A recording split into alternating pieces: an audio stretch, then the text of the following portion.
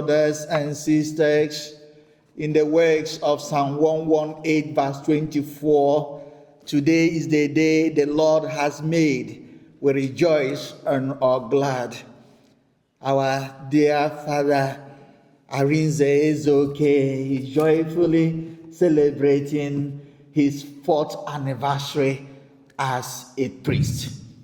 This morning, when I announced this in the sacristy, Monsignor Eze said, 4 wonderful years. In honoring you, my brother, in acknowledging what the Lord is doing in your life, I sing this song. Tu es ahache dos in eternum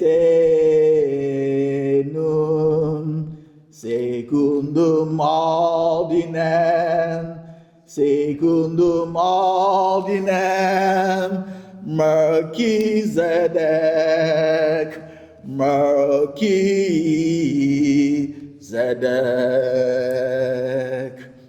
Yes, brother, you are a priest forever in the order of Melchizedek. Psalm 110, verse 4. Hebrew chapter 7, verse 17. You will continue to be a priest unto eternity. And beloved family, members of this beautiful community of Christ the Redeemer, you are so blessed. You are so blessed that you have beautiful priests, holy men serving in this community. Father Arinze, the rector, Father Javier, Father Hao, Monsignor Eze, and the very holy and the newly ordained priest in residency here, Father Larry. What the Lord is doing for us as a community. And today, we hear St. Peter, a priest of God, the first pope, addressing us, giving a wonderful title, telling us how to live the spiritual life, the beginnings of the spiritual life. Like little children, you come to nurture. A little child is being fed by the mother, always looking beautiful because there is wonderful connection between the child and the mother. And we are that living stones that grows, that little child grows and becomes stronger and stronger every day. Very interesting. And he described Christians with 4 beautiful titles. You are a chosen race, a royal priesthood, a holy nation, people set apart for our God. Lo que somos como cristianos, somos una raza elegida, un sacerdote real, una nación consagrada, personas que el Señor ha elegido, que el Señor nos ha apartado para su gloria. And we can see and acknowledge how Jesus wished his disciples to be a royal priesthood, a holy nation, to be people set apart in our gospel reading. From Mark chapter 10, verses 46 to 52, which appeared in the section of Mark's gospel that is titled The Call of Discipleship, the meaning of discipleship, which started in Mark chapter 8, verse 22 to 26, with the healing of a blind man. In Bethsaida, the people brought that man to Jesus. He was blind, and Jesus took him away from the village, from the crowd, and he healed him and told him not to go back to his former way of life, not to go back to the village, not to go back to sin, not to go back to the wrong way. Very interesting. So the story of Bartimaeus completes this wonderful call of discipleship, teachings on discipleship in Mark chapter 10, verse 46 to 52, because he was already on the way to Jerusalem. The geography, the spiritual geography in Mark started with Jesus leaving Galilee and moving until he reached Jerusalem, the place of sacrifice, the place of total giving of oneself, un sitio de la entrega de sacrificio. So this parable is not just about physical healing. It's not just about the story regarding Bartimaeus, the son of Timaeus. It's about discipleship. He was blind. And in this story, we discover that a disciple is one who sees as God sees. He was physically blind, but spiritually he had his beautiful sight.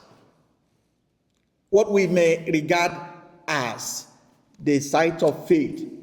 He saw and perceived that Jesus was passing by.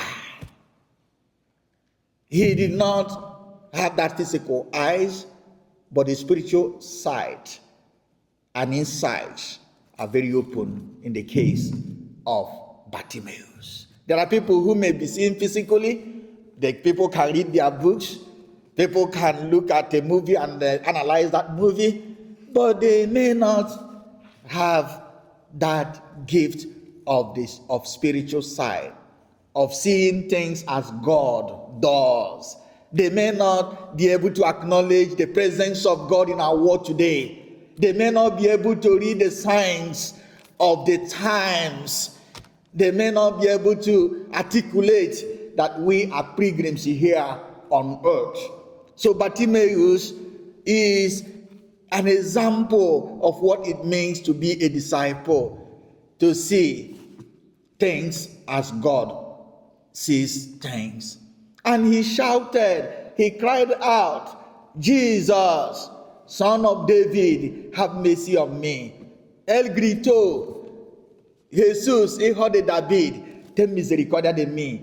La gente quería que él parara.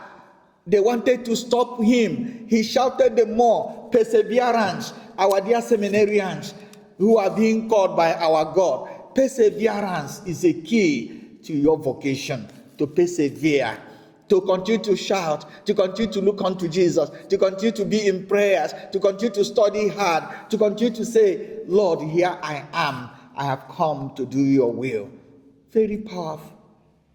And because of this man, Jesus made a stop. Just one man in the midst of the crowd, he made a stop to help un hermano en necesidad. A disciple is one who makes a stop. You stop to look at the least and the last. The voices that are crying out. We make a stop to consider them. We make a stop to uplift them. We make a stop to pray with them. We make a stop to look at their faces. We make a stop to rejoice with them or to cry with them. Very powerful. Another act that Bartimaeus did that can be a very beautiful sign of discipleship or a lesson in discipleship is that he removed his old cloak. He removed that which he had to embrace that which God offers. Moving from point A to point B, the old way of life, that cloak represented security, represented protection, earthly protection, but he needed a divine protection. Let go and let God. And after his healing, he followed Jesus. The disciples were struggling with who was the leader, who among them was the first or the last. But this disciple followed Jesus, Bartimaeus, to follow Jesus to the cross, to Jerusalem. May we pray that the good Lord may grant us the grace to be like Bartimaeus, to be that disciple who follows, to be that disciple who perseveres, to be that disciple who, like our brother Arinze, 4 years, 4 beautiful years, 4 wonderful years, 4 holy years, in the priesthood. And we pray that the good Lord may bless me abundantly. I said you are 4 and you are doing all this. What will happen when you reach 25? So our God is at work. May God bless all our priests and bless you, the holy people of God, and that at the end of our journey, both the faithful and the priests will see God.